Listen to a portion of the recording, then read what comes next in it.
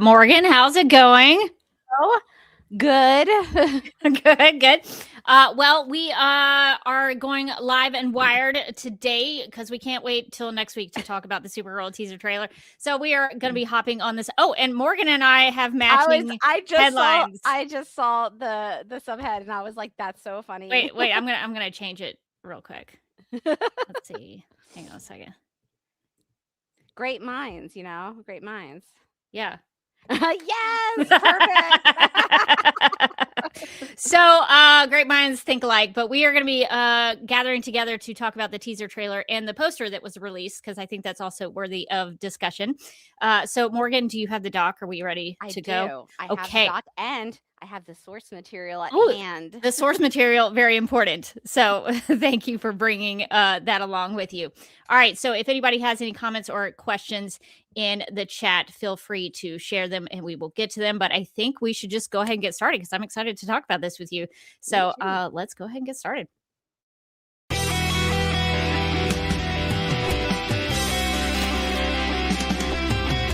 McGurk! I love typing. Not mess with my Google Docs, Meeksy. Supergirl Radio is going live every night of the week. How do you like it? Is becoming a human burrito a plus or a minus? I don't know. It does seem snug. I mean, they say you are what you eat. Kira.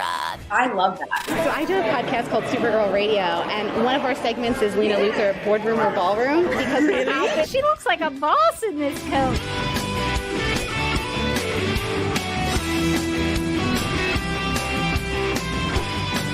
Nasty Luther like a different Luther? It's not just Lena being mean? No. Helen Slater here. So fun to know that you're hosting a podcast called Supergirl Radio.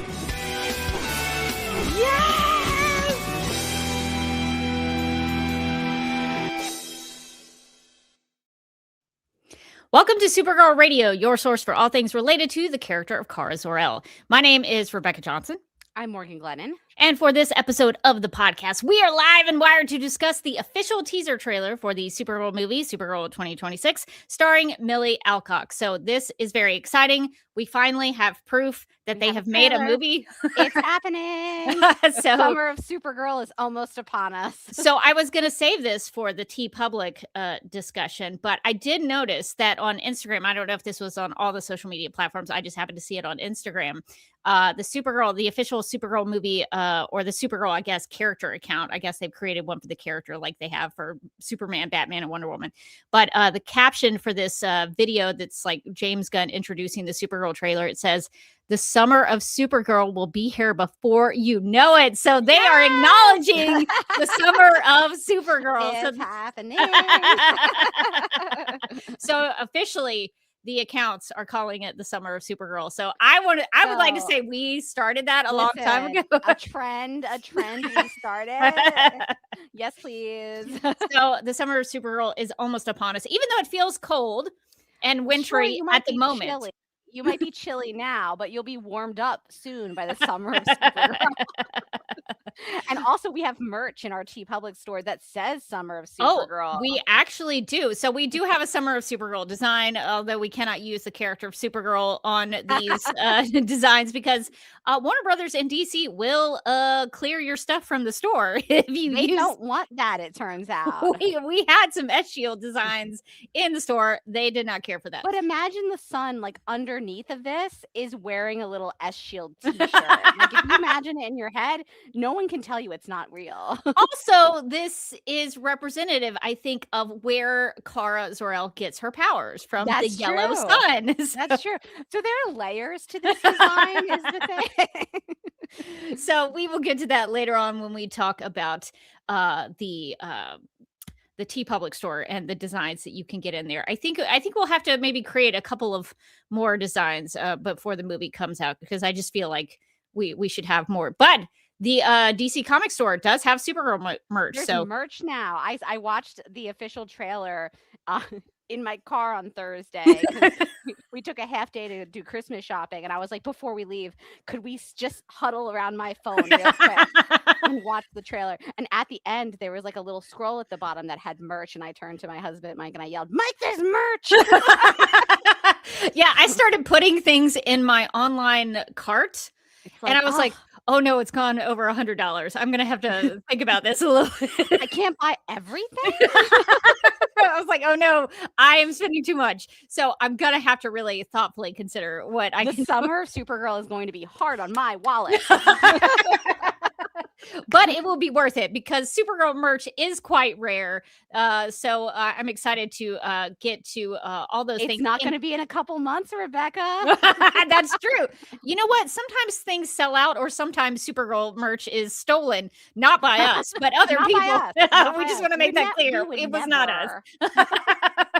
So speaking of merch that is in that DC Comics Supergirl store, they did release an official poster that you can now buy in the official DC Comics store for the Supergirl movie. And Morgan, I'm curious, what are your thoughts on this official poster?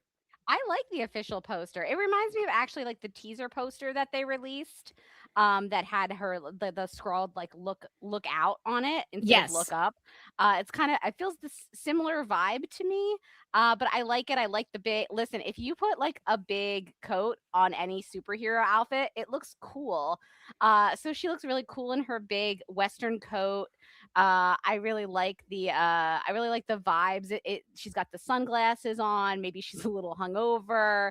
It kind of gets you into the character as we're gonna see her in Woman of Tomorrow. So, or I guess in this case, Supergirl, because they dropped the dropped the subtitle correct to make it harder to Google. I like the tagline too, the truth, justice, whatever. It's just like it kind of gears you up for the Kara that you're going to meet at the beginning of this movie, who is feeling a little disaffected, a little out of sorts, like that she's not quite where maybe her cousin is. And I think that that's a good place to start a character like Kara, because that's kind of where we start her in the Woman of Tomorrow comic, just kind of sad and at the bar and kind of, not having all of her stuff together. Yeah, I think this gives her a lot of personality, separates her from Superman. Superman's poster, his official poster was supposed to be hopeful and colorful and, flying up in the air. And I think personally for me, I like for Supergirl to have a different aesthetic, a different personality from there has to be something that differentiates Supergirl from Superman, and I think they've done a good job of doing it using the Woman of Tomorrow story. And I did see some comments where people were asking, why does she need sunglasses? And I was like, that's actually a good question. That's a good question. But I think the sunglasses for her, for this version of Supergirl, for this story, I think there's a couple of reasons that she wears them. It's to hide who she is. At the beginning of Supergirl Woman of Tomorrow, she goes off on another planet and she doesn't want people to know that she is Supergirl. So she's hiding part of her appearance. And then I think also it is related to her being hungover. So I think a lot of it is her doing things for other people and not necessarily because she needs them. I think it's for other people. But I think the suit looks great. I'm glad to see it in, a really good look at the belt, at the skirt, at the boots, the S shield. And I think it really sets the tone for a movie based on Woman of Tomorrow really well. And so I'm definitely going to be buying this poster. I've already made it my wallpaper on my phone. Nice. So I really like it a lot. It has a lot of personality, a lot of visual aesthetic to it. And I think it really sets people up for what they're going to encounter in this movie. Yeah, and with having I brought my homework. I have my source material next to me. Very good. And looking at the cover here and then looking at the suit that she's wearing, it really strikes me like how similar it is to the comic book version. I mean, they did some like adjustments to the belt, but honestly, that would have been a impractical belt if you want it to bend.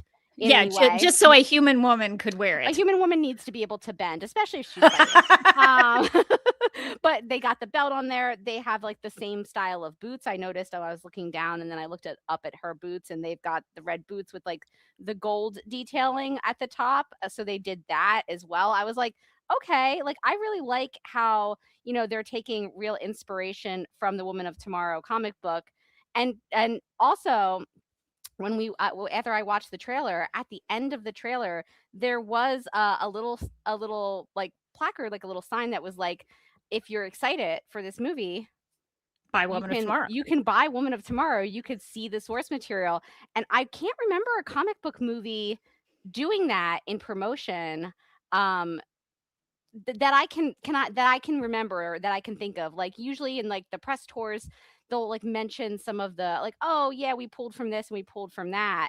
But I think because this movie is pulled, just from this one piece of source material, it's so nice to see them be like, you should read the comic too. And a lot of times they put out these movies and they're, sometimes they're not as accurate to the comics, or sometimes you watch some of these comic book movies and you're like, did you like the comics at all? So it is nice to see them be like, we love this comic so much, we think it's so beautiful and so special, you should buy it. Like, go see the movie but also buy this. And so it's nice to see the comic get promotion as well, especially because sometimes you hear these stories of like, and I don't know like any kind of back end financial deal, but like, they'll base a lot of stuff on different properties, and then you'll hear that like the artists didn't get much of anything, or the writers didn't get much of anything. And so we know that Tom King is involved with this movie, and at the very least they are promoting the comic so that more new fans can come in. So I think that that's really nice for the creative team that like created the source material that the movie is based on. Yeah, they're really treating the creative team like the rock stars that they are.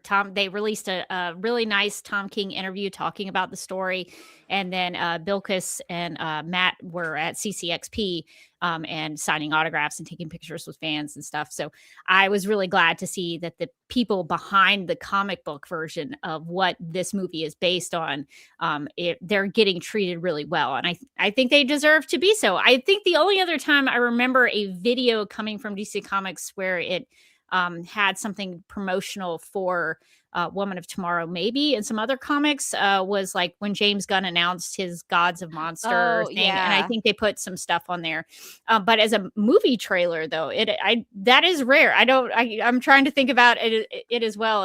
If someone has actually released a comic book movie trailer with that at the end. Andy has fact checked me a little bit, but good. That's what the live streams are for. That's why we have the live streams. He says, I know towards the end of the DCEU, they started putting comics at the end of the trailers, like Blue Beetle, that one film that Jaden Smith gushed about, etc.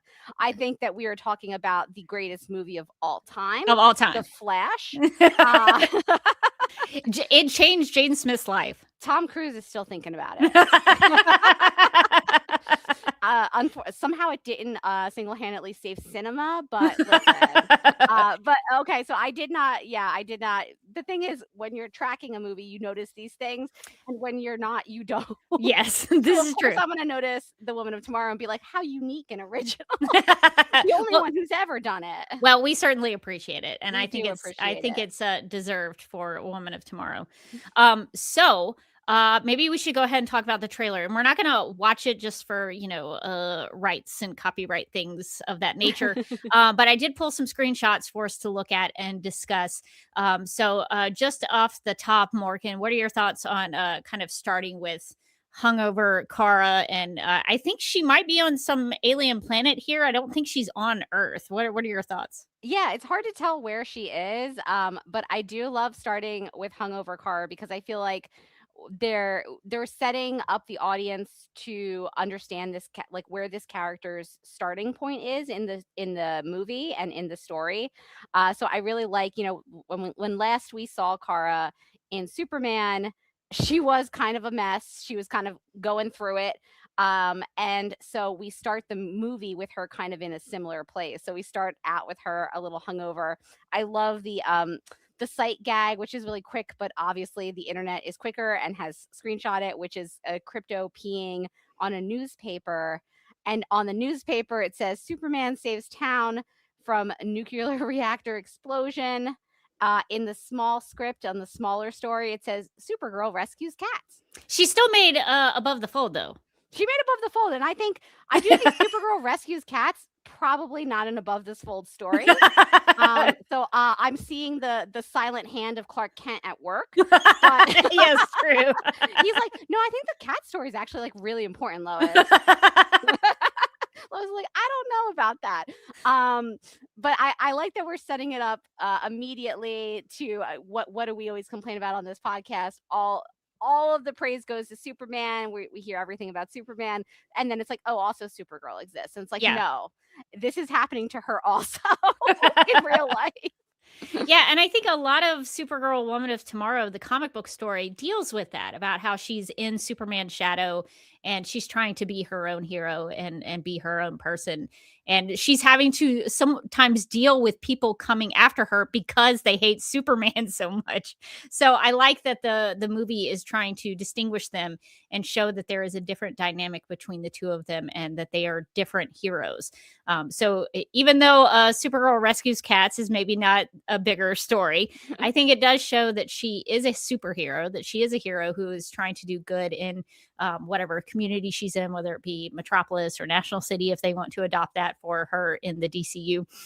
So I'm glad to see that she at least gets some superhero recognition, whether or not that's Clark and Lois writing those stories for her. But I normally I don't love like the James Gunn humor. I'm just not like a big fan of it. That's not for me. But I actually kind of laughed about that just because so much of the time when we talk about Superman and Supergirl's relationship, we often will go back to the Silver Age, where he stuck her in an orphanage. He's, I'll see you later, cuz she's like, where am I? And wouldn't let's be honest, he wouldn't let her get adopted until he said it was okay. So sometimes Superman is kind of a jerk to Supergirl. This is a known fact. So when I saw that, I just kind of laughed because I thought about the history between Superman and Supergirl. And I was like, you know what? I'm kind of okay with this. So I didn't mind it too much, especially because this seems like it's at the beginning of the movie, and just we're trying to figure out what their relationship is. And even though I didn't love the way that they introduced the cameo of Supergirl in the Superman movie, just because like I don't think her partying and drinking is like her whole personality. It's like the very first issue of Supergirl Woman of Tomorrow, and that's kind of it. So I was like, oh, I don't know, I love making this her personality, but I see why they did it, to try to transition you into this.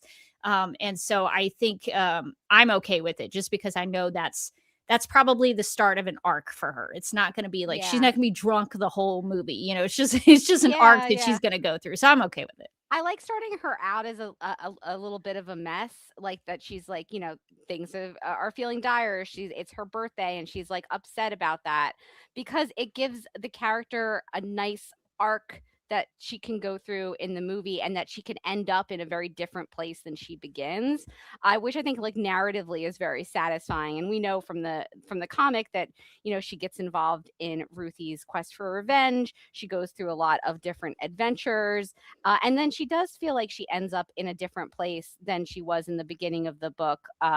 You know, depressed at the bar, trying not to get in fights with people who are mad at Superman. So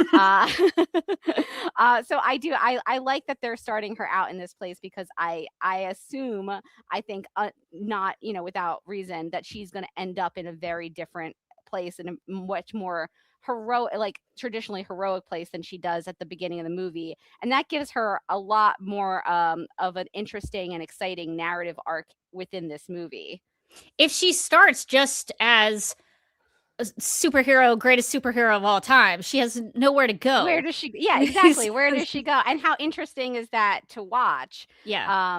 Her just be like, okay, wow, she just did another heroic thing. Like, wow, that's so great for her. Now we can watch her kind of.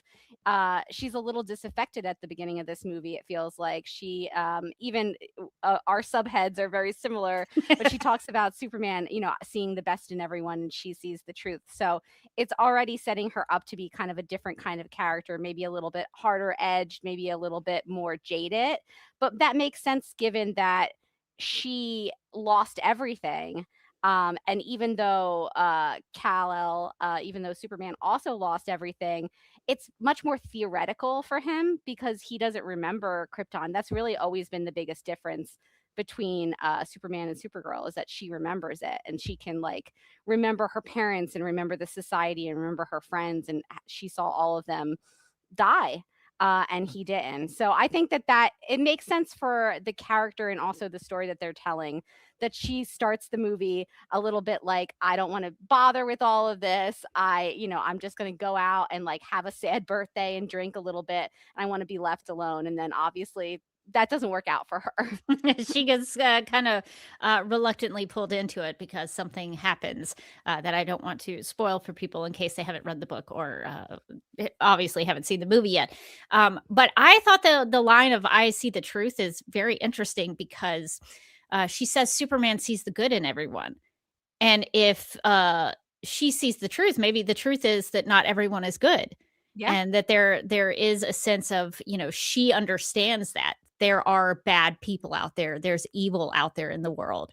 And I like that she recognizes that. And that's probably because she has seen a lot of horrible things in her life, that there are bad things that happen in the world. And so I really like that. It does distinguish her from Superman, again, makes her a different character. And I think she also, even though Crypto is seen urinating on Superman's newspaper article, I think it does also show that she recognizes the good parts of Superman, that she's, you know, she doesn't say, you know, him seeing the good in everyone is a bad thing. That's just how he sees the world. but she sees it a little differently because of her experiences. And so I like that continues to separate them and make them different characters. Because I think a lot of times in some of these stories, it's easy just to write Supergirl as a female Superman. It's happened a lot. And so I am actually really relieved to see that they are making great strides to separate her from Superman and make her a different character, because she is a different character. A different character, and she feels different things. She knows different things. She has different strengths and weaknesses than he does. And so I'm glad to see that they are really separating her out, especially for the general public that doesn't get together once a week and talk about these things. Exactly for the general, and that was one of the things that I liked most coming out of Superman last summer. I guess this summer. I don't know what year it is anymore. It was in the summer of Superman. The summer of Superman, which is over. It's over. Behind us. That's behind us.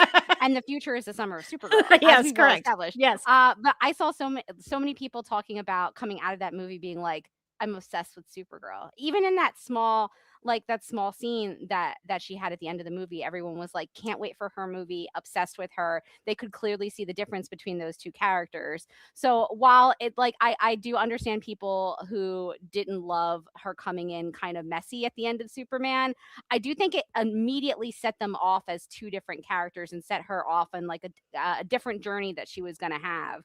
And for people who aren't as familiar with the source material, or only maybe know her from like one or two things that they've seen, like immediately setting her apart and being like, no, she's a very different kind of character from Superman, I think only does good things for how invested people can be in her, because they're not going to be like, oh no, it's just like the lady Superman. Like, no, she's so much more. She's actually kind of better, but I'm a little biased.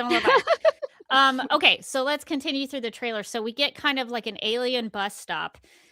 So Morgan, what do you think about this? Because it's kind of interesting, because in Woman of Tomorrow, I think she has her own ship. So I don't know if she doesn't have her own ship in this, and maybe she's just bouncing around with the alien bus stop. But what are your thoughts on this? So I thought this was interesting because they showed this in the like the teaser to the trailer on the teaser to the teaser trailer. The teaser to the teaser to the trailer to the teaser. It's like a 30 Rock joke.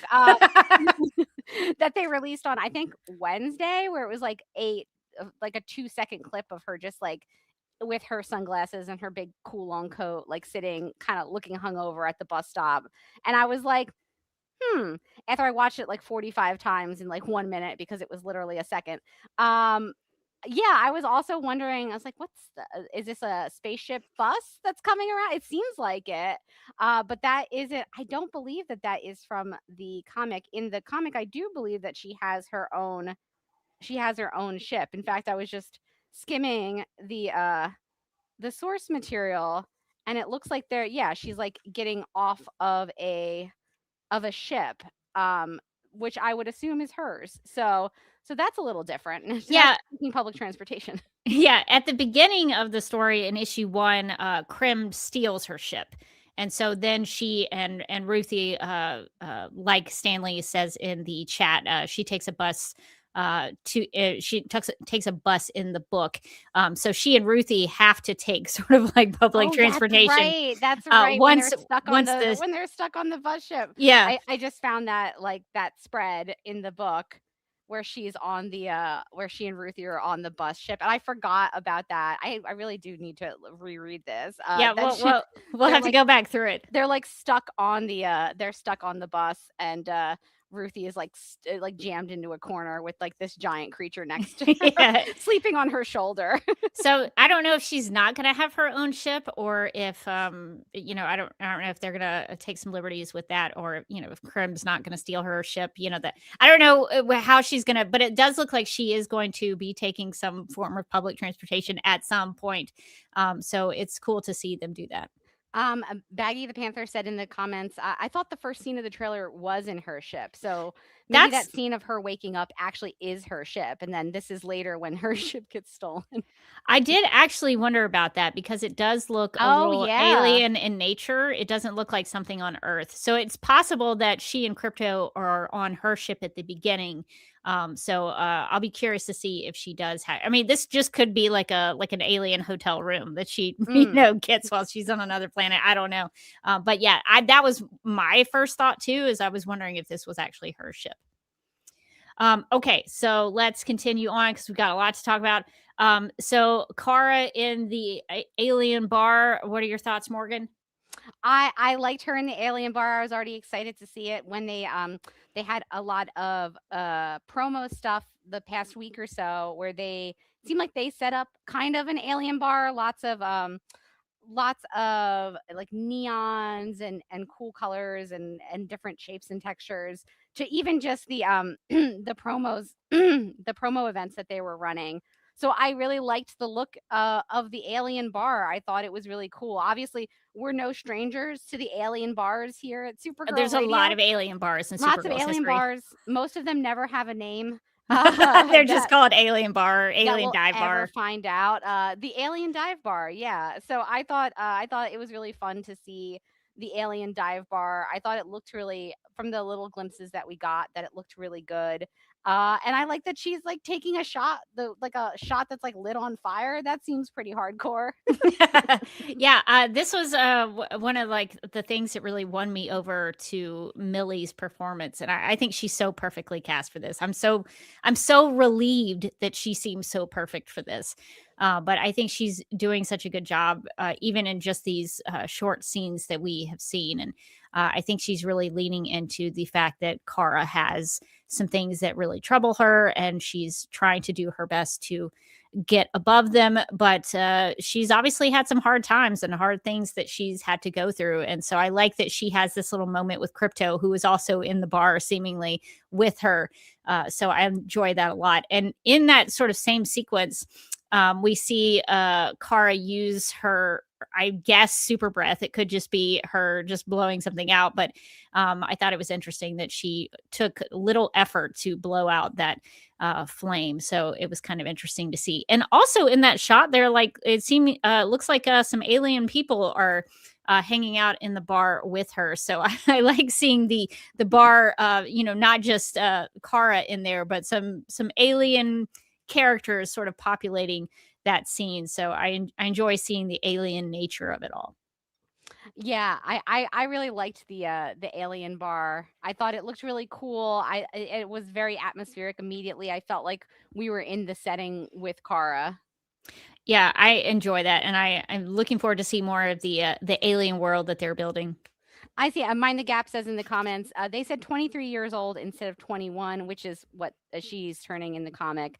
Mind the Gap says, I think they wanted to avoid the implication she's been drinking underage.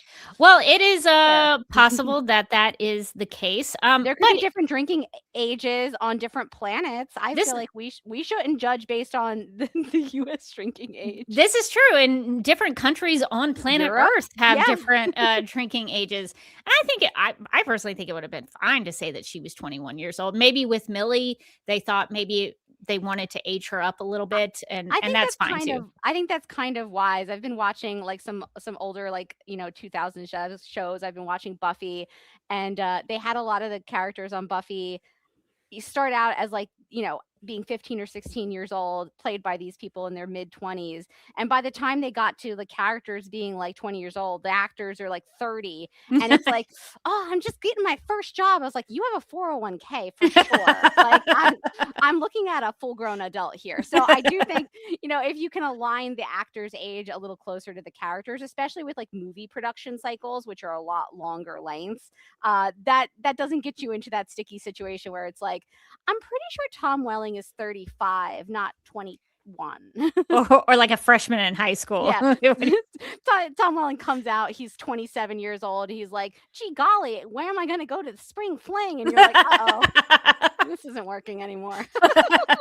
Yeah, so I don't mind them changing the age. I think it makes sense in the comic book because, if you think of the American drinking age, people can drink when they get 21. So she would have been celebrating the fact that she could go and do that. But I don't mind it. There are little tweaks to the story. Like if they take liberties or change it to make more sense to the context of what they're doing, I have no issue with that. I don't need it to be exactly like it was in the book. That is not I want things to be close, but like I don't mind it if they tweak it a little bit. There also is a shot in the trailer of Supergirl screaming in space. So I thought this was interesting. Did you have any thoughts about this?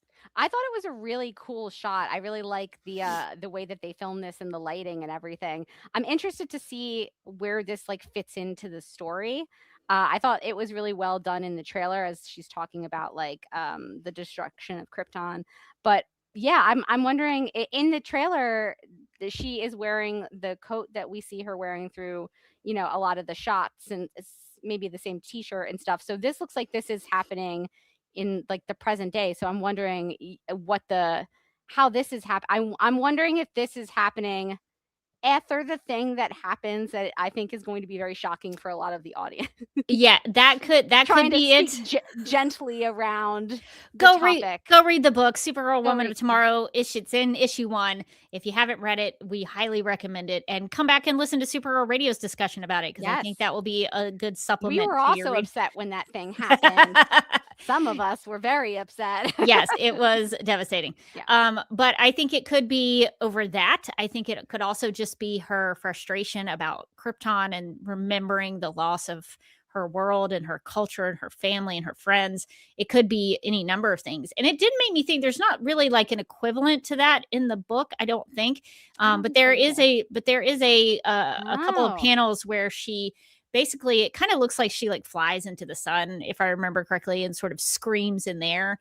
And so I didn't know if it was something to try to sort of play with that, but it did make me think about that from Supergirl Woman of Tomorrow. So I like that, because Supergirl and Superman, if they were to scream, it could be very loud. It could go across galaxies. I mean, it would shatter a lot of glass. Yes. Imagine the property damage. So I think actually screaming in space is probably, although I'm not an astrophysicist or an astronaut or anything. I don't really know, but I can imagine that screaming in space might be better. Responsible choice. Yeah. That's like where you want to go to have your screams. So just kind of let it out. That's in the deepness of space is your rage room. Yes. So I think that could be a really good emotional moment for Kara. I really want people to connect with her as a character, because I think she's such an interesting character, and I want people to love this character as much as I do. And so I think that kind of thing could really, she can do the funny, like drunken things, but I think she does need to have some emotional weight behind her. And I think something like that could be impactful. Moving on in the trailer, there does seem to be a shot where Kara is falling to the ground. And I did want to point out something that one of our longtime listeners, Mark, who has been with us for a very, very long time, and thank you to Mark for continuing to listen to us. But he posted on Instagram saying, "My family." He was talking about joining the stream, but he did say that someone pointed out the shot of Kara kneeling looks like it might have a green sun in the sky. So maybe we're getting the dinosaurs, because on kind of in what we called Dinosaur Pond, Supergirl is affected by the green sun, and she has to kind of wait it out for the sun to set, and Ruthie has to protect her while that's happening. So there is a shot in the trailer. True. I will say it does kind of look like a green sun, so this could be part of it. It does kind of look like a green sun. I don't want to get my hopes up too high for the dinosaurs, because I do feel like it is one of the things that is most likely to get cut for budgetary reasons. But I'm like, if Jurassic Park can do it, we can do it better. Of course. And ILM is doing the effects for this movie. So guess who did the Jurassic Park effects? I mean, ILM. They've got those dinosaurs just in their back pocket. They've been doing dinosaurs for years. They know about a dinosaur. Now this is confirmation dinosaurs are happening in my mind. So I did want to point that out. So that was a good catch by whoever Mark is referencing, that it does kind of look like there's a green sun there. So we could see a scene where, at least at the very least, dinosaurs or no dinosaurs, there may be a situation where Ruthie has to help Supergirl when she is unable to do anything. So I think that's a really cool thought. So I was kind of categorizing these screenshots by character and certain locations. So we're going to continue on with Supergirl. So the end of the trailer, it looks like Supergirl is in her super suit. So she's not in the trench coat with the blondie t-shirt anymore. She is in her full Supergirl suit. So I'm wondering if, I don't know exactly what this is, but there is a fight in the comic towards the end of the story where Supergirl fights off a whole bunch of guys at one time, the Brigands, or what this group is called. That's right. And so I'm wondering, that I don't know for sure. This was just kind of my first thought, that maybe this fight that she's having at the very end of the trailer with her, the teaser trailer with her super suit on, it reminded me of her fighting the Brigands. So not sure where that is going to take place, but that's what I was thinking about. I like that even the image you showed of, all of the brigands like attacking her and like flying up as she is fighting back looks similar to what we saw in the trailer of a lot of the enemies sort of flying up into the air. So if that is their sort of homage to that scene in the comic, I think that is that's really well done. I really like that it has the same, even if it's not going to be the same, it has a similar vibe to it. Yeah. So I don't know. That was my guess. It could totally be something else. This could be wrong. This could be some other situation where Supergirl's fighting a bunch of bad guys. But I do like that at some point it does look like Kara gets the super suit on and she is Supergirl. And so I'm glad to see that as well. And speaking of which, the trailer has a really nice shot of Milly as Supergirl in the suit. I thought it was a nice touch having a little sun behind her, because that's obviously where she gets her powers, and she's strengthened by the sun. And so I really thought that was nice. The look of her looks really good in there, and so I'm glad to see that. Even though she is a little bit messy in some of these these shots and these scenes, it does look like when she is Supergirl, she is Supergirl, and so I like that a lot. Yeah, I loved that like it's one of the last shots of the trailer of her in the Supergirl suit with the sun. Looks so heroic. I'm so excited. Yeah, so that looks really good. So one of the things I also wanted to discuss from this trailer was the Krypton and the Argos City of it all. So it was interesting. I was looking at some of the comments, and some people thought this was supposed to be the Bottle City of Kandor, and I was like, no, that's not what this is. Yeah, I saw some of those comments too, and I was like, yeah, I could see why if you hadn't read it, right? Yeah. Comic, that might be immediately where your brain jumped to. But no. Yeah, so I was glad to see that they are really trying to imagine Argo City as portrayed in the Woman of Tomorrow comic, and what that would be like if you created a dome around a certain chunk of a planet. And I thought it was a cool look at it, and it was something that like I read it in the story, but seeing it sort of visualized and come to life, it gave me a new perspective on it, especially in the final part of that, sequence of events in the teaser trailer, where you see other buildings around the dome just being demolished and just being destroyed, and how there is this like protective bubble around Argo City. And so it makes me think about like how desperate they would be to survive and to protect themselves. And so I think that makes her story, Kara's story, much more dramatic, because this is the last ditch effort of a civilization trying to save itself. And so I think that's really interesting.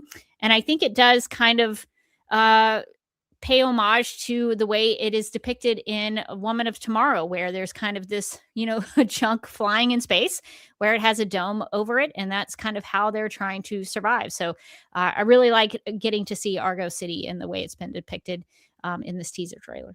Yeah, and I think that from the comic, that story about Argo City being protected by this dome and surviving the initial destruction of Krypton, just to kind of slowly die out, was one of the things that really stuck with me from the Woman of Tomorrow comic. And really, I think it's like it would be a very hard thing to live through for Kara, and it really explains why her attitude is so different than Clark's. And I like that they're bringing that over from the comic. I kind of assumed that they would, because it's a big part of her motivation. It really explains her character a lot. But I think it's going to be very heartbreaking to see these scenes in Krypton, and to see the destruction of Argo City happen little by little, as opposed to all at once, like we usually see the destruction of the whole planet. Yeah, it's I can't even imagine what it would be like to think that you're safe, to think that you have survived, only for that to fall through. And what I think is also cool is that I think we got to see our first glimpse of Allura, Supergirl's mother, Kara's mother, on Argo City. And so I'm excited to meet her family and see what her dynamic with her family is like.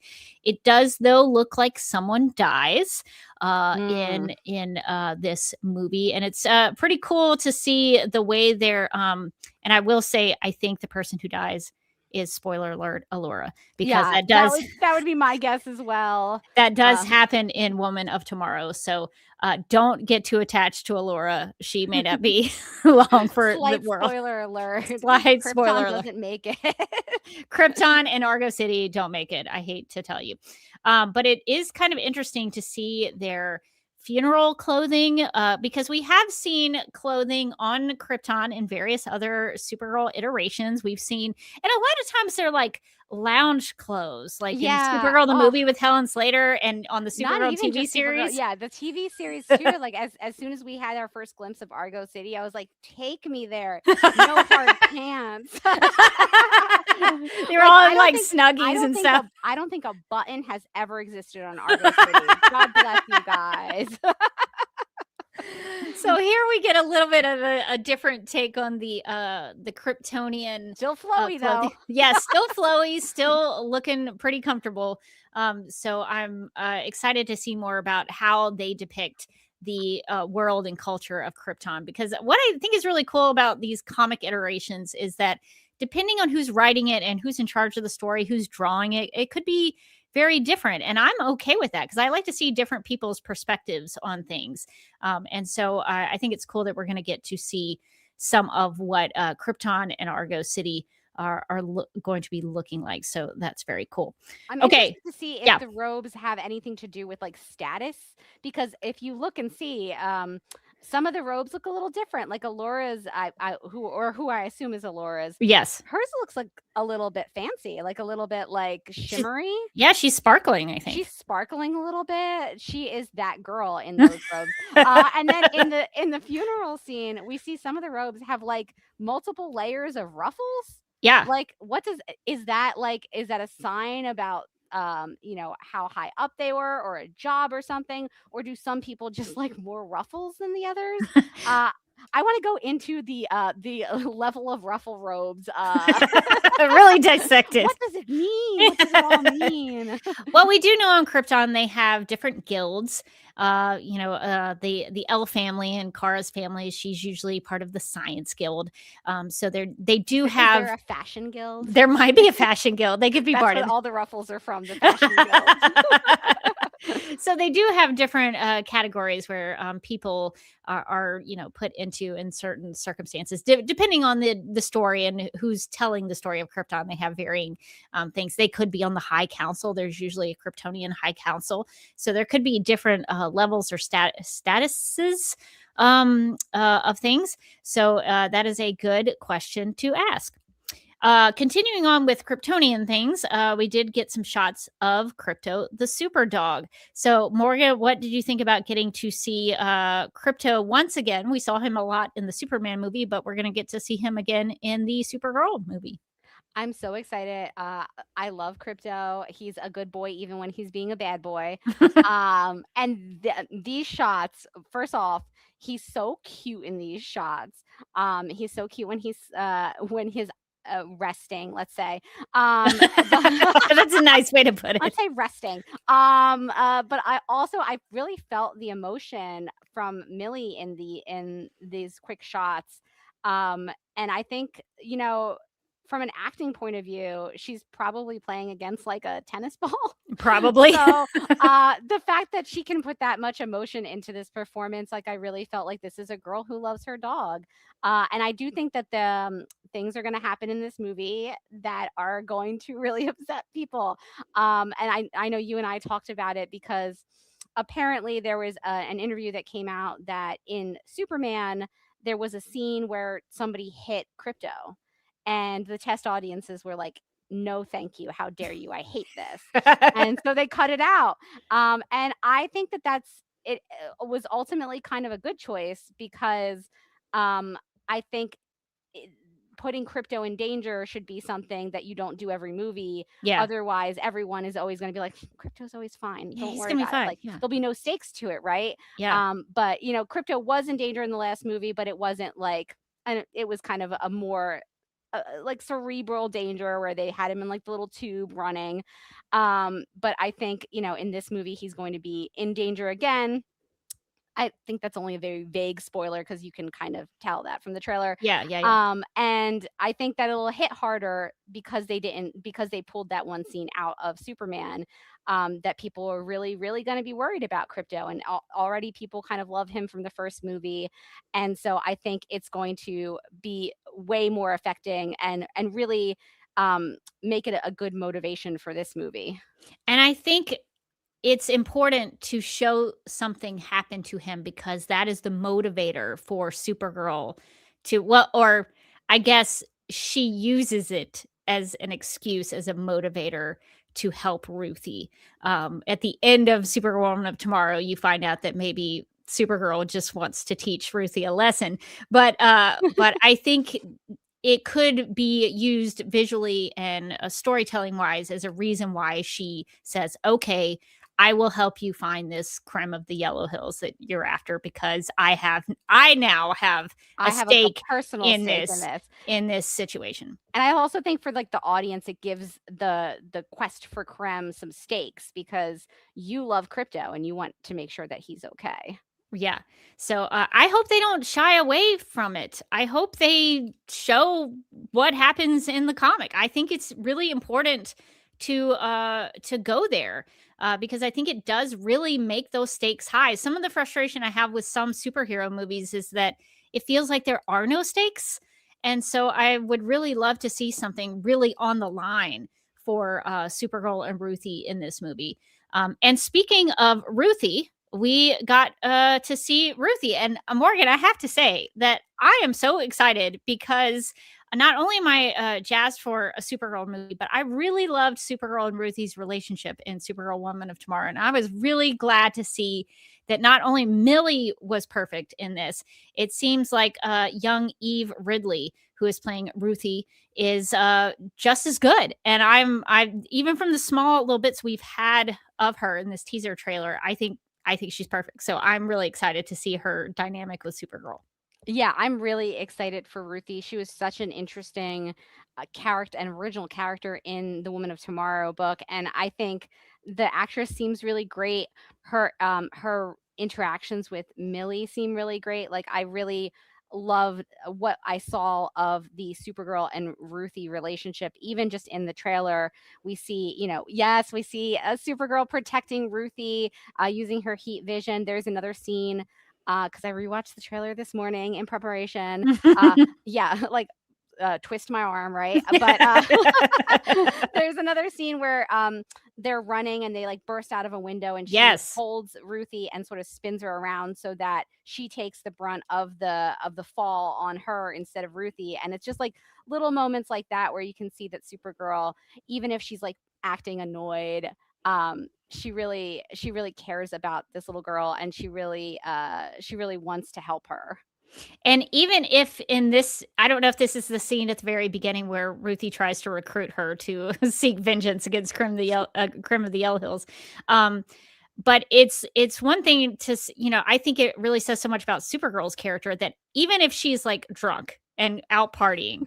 If someone is in trouble, she immediately flips that switch and goes into hero mode to save Ruthie. And I think that's really cool. And one of the things I also really liked the shot of Supergirl using her heat vision and protecting Ruthie, because it reminded me of some panels in the Woman of Tomorrow story where she's kind of doing the same thing, which more like deflecting bullets. But I really enjoyed that, because in the story, I just remember feeling like Ruthie felt protected and safe with Supergirl. And so I just enjoy that so much. So I'm glad to see that they are taking great pains to show that Supergirl is really taking care of this young girl, even though she probably just meets her like just before this, and she's taken it upon herself to protect somebody who needs help. And so I think that says so much about Supergirl, and I think it's a good way to start their relationship, that they go through something probably a little harrowing together, and it bonds them right away. Yeah, and you see throughout the course of the Woman of Tomorrow story, as they go through their various adventures, they bond more and more. And so I feel like you can see some of that in this trailer, that they're bonding with each other, and that she's trying to take care of Ruthie. And I think that that's the exact level I was hoping for from that relationship between these two characters. Yeah, I think it's going to be really fun to go on that journey with them. In the chat, I wanted to hit something, since we did sort of reference, Supergirl sort of partying at the beginning of the scene. Music lover _ KB4913 asks, is being a party girl a core characteristic of Supergirl in the comics? I would say no. The first time I really ever saw that was in Supergirl Woman of Tomorrow. On the Supergirl TV series, she does go with her friends and her family to the alien bar, and she does drink sometimes there. But I would not say it's a core characteristic of Supergirl in the comics. No, I think for the Woman of Tomorrow story, it was more being used to kind of show how upset she was at what happened to her in her life, and sort of her various traumas, that she was trying to, spend her birthday drinking the pain away, kind of thing. I think that the idea of her being a little bit more of a party girl, or a little bit more of a mess, is more unique to the DC, the DC movies right now. But it was in the Woman of Tomorrow comic. But I think it was more of an isolated like birthday incident, where she's like, for my birthday, because I'm sad, I'm gonna go, and I'm 21. Yeah, I'm gonna go and go drink on some alien planets where I can actually get drunk, versus Earth, where I can't. Yeah, Kryptonians cannot get drunk on Earth, so that is why she does that. Continuing to talk about Ruthie, we do get to see Ruthie's sword, which is the sword that she takes with her on the journey with Supergirl, because it is the sword that Krem uses to murder her father. And so she wants to use this sword to murder Krem in revenge. So it was cool to see that Ruthie has the sword on her at all times, and she sort of unsheaths it in the teaser trailer as if she's about to use it.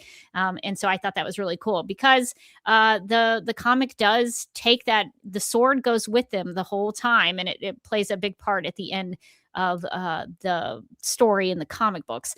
So I'm glad to see that it's here and that Ruthie has it. And so I'm curious to see how they will treat it. And Ruthie actually has to use it at the dinosaur pond. That's true. Yeah. So there are several. She had it. So several uses of it throughout the story. So I'm glad to see that they have given it to Ruthie here in the movie. And Ruthie actually, in one of the bits of dialogue that she says in the, she sort of introduces this concept in the movie about, what was it like to lose your world in a day? Which is, if that question is so big, like that question is like, rough. Just can you small talk? Can you even imagine, like, if you are the last person on Earth that survived the destruction of planet Earth, how would you answer that question? Like, I can't even imagine. And Supergirl responds saying, Krypton didn't die in a day. The gods are not that kind. And that is an exchange in Supergirl Woman of Tomorrow. But I think it's worth noting that those lines in the comic are actually the narration of Ruthie and not something that Supergirl says. And I think that's personally kind of interesting. And I don't know if this is going to be something they sort of continue in the script, but I like the idea that So in the comics, Ruthie is basically like writing a book about her adventures with Supergirl. And so I want to like, I'm kind of thinking now, like, wouldn't it be kind of cool if like Ruth, and I'm going to try to explain this so that it makes sense. Like Ruthie's narration and her book in the comic is like her eyewitness account kind of her interaction with Supergirl. Of course, at the end, you may get an unreliable narrator situation, but I like the idea that maybe Supergirl did say this to Ruthie in the comic, but that this is what Ruthie wrote down, you know. And so I like that in the movie, it's Supergirl telling her that. So I really enjoy the little small nods to the comic, whether it be in the visuals, the interactions, or the dialogue. And so I'm glad to see that they've pulled some of that here, because I think it's a very deep, meaningful exchange there. Krypton didn't die in a day because, you know, part of that is their environmental stuff. They sort of put it off and put it off and put it off, and they didn't do anything. But then also, Krypton technically doesn't die in a day because most of Krypton is destroyed, but Argo City survives. Argo City remains. And so no matter how you look at it, it's very true. So I liked that exchange a lot. I think that says so much about what Supergirl has experienced.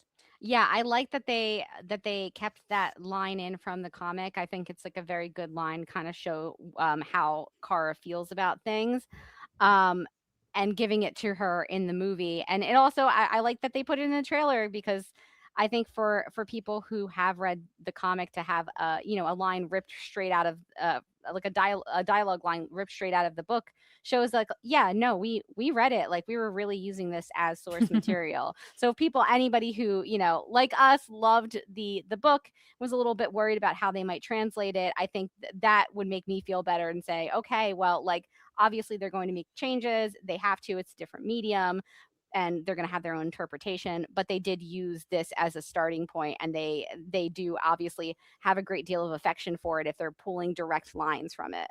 Yeah, I get that sense that they actually like the story, and they always like, good. I don't think, good to know. I don't think people maybe understand. Maybe this is just an experience, Morgan, that you and I have had over 10 years of doing this and over 500 episodes, but I have thought that sometimes some of the things we've either read or watched, maybe sometimes people didn't want to write a Supergirl story, and they were sort of forced to by their company or the people in charge, and they really didn't care about this. There have been instances where I felt like people writing Supergirl stories, whether it be for television or comics, maybe didn't really like the character of Supergirl, and were trying to find ways to write it, but not like make Supergirl a main character or really show any kind of admiration for her at all, or thought something in her, in her canon or in the comics canon was like a little too hokey, so they weren't going to do it, but they were going to like wink at I'm talking about Snapper Carr, obviously.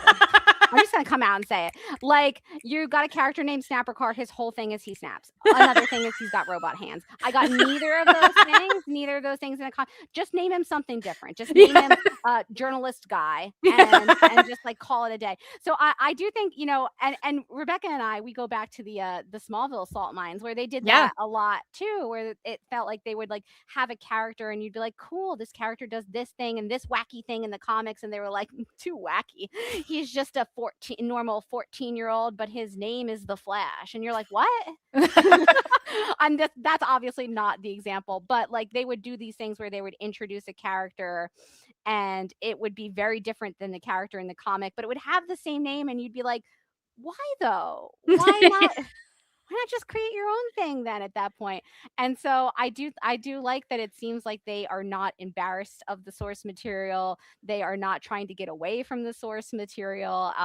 And that they, like you said, that they like Supergirl, because sometimes we have read things or watched things where it's like, okay, sure. Because I'm willing to go with a different interpretation and a different story, but there have been things that we have exposed ourselves to in the last, maybe, I don't know, in the last 10 years, where maybe it might be the Tomorrowverse, which was mostly incomprehensible. We watched all of it and still didn't understand it. We thought, okay, this is on us. We parachuted in at the end. It must be more understandable if you watch all of them. It's not. Spoiler alert. Which is not. And Supergirl, because it was Crisis on Infinite Earths, they killed her because she dies in that story, but they kill her for no reason whatsoever. It is absolutely meaningless. She does nothing to save anyone.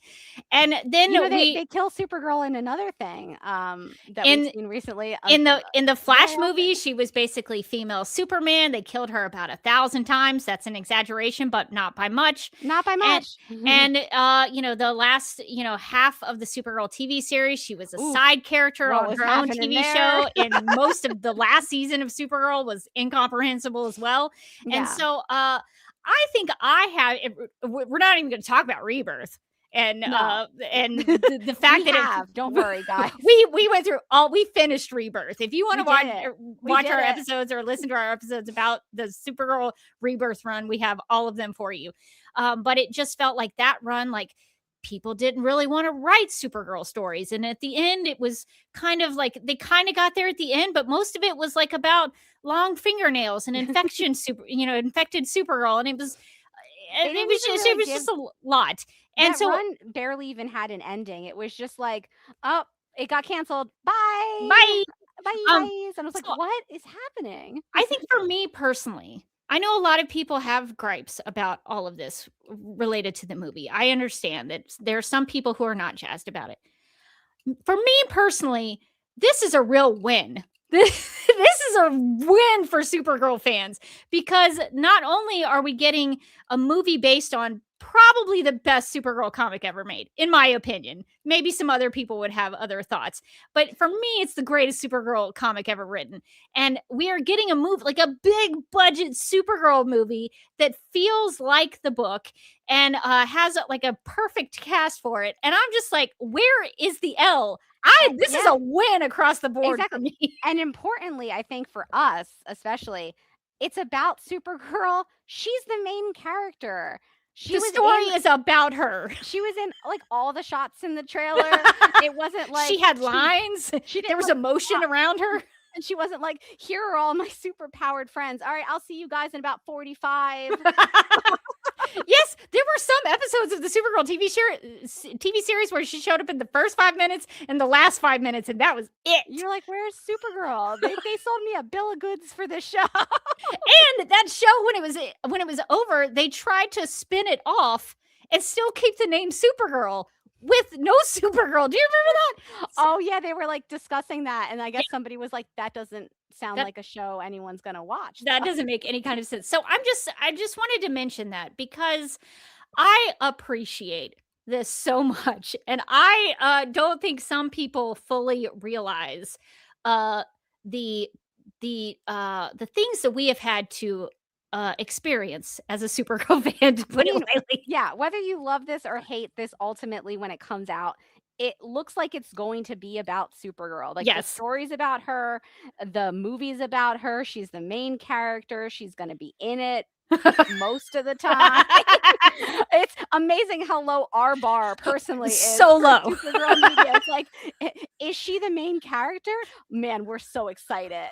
This is a treat for us. Will she be shown up by somebody like minutes into her own story? No? Awesome.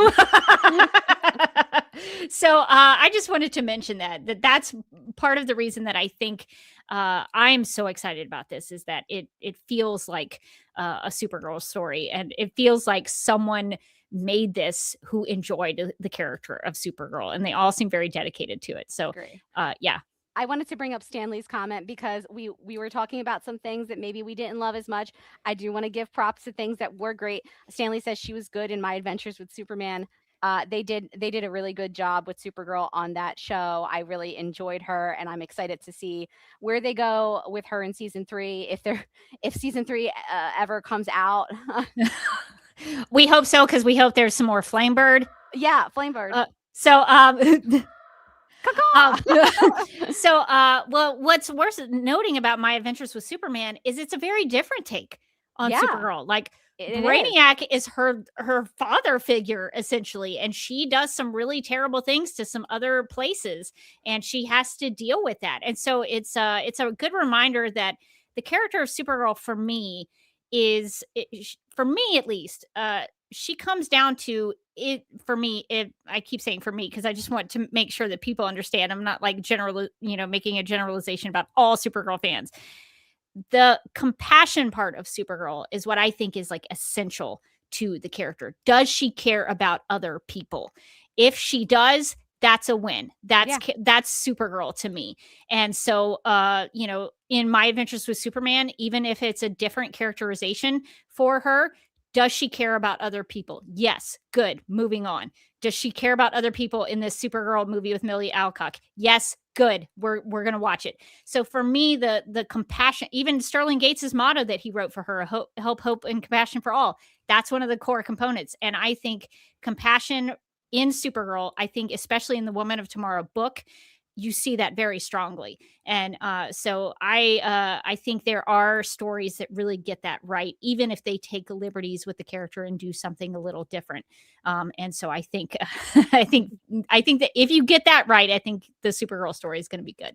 I think that's one of the things I really like about superhero comic medium in general is that people have different takes on the characters and that you can enjoy a lot of different takes on different characters. So like Supergirl Woman of Tomorrow is very different than like the Sophie Campbell run that we're reading right now. Which is also a real treat for Supergirl. Also, we like been treated so well lately. Oh, we're eating so well. We are being pandered to, and I appreciate it. We're being pandered to. And like as much as we joke about the Supergirl TV show, the early seasons of that TV show, I liked a great deal. The first 3 seasons are chef's really good. And like these are all different takes on the character. And like you said, as long as the core of the character is there, which is her compassion, which is her wanting to help other people. I don't care if there's like a version where she is like a little bit messier and doesn't have her life together, or a version where she is like trying to discover her humanity, like in My Adventures with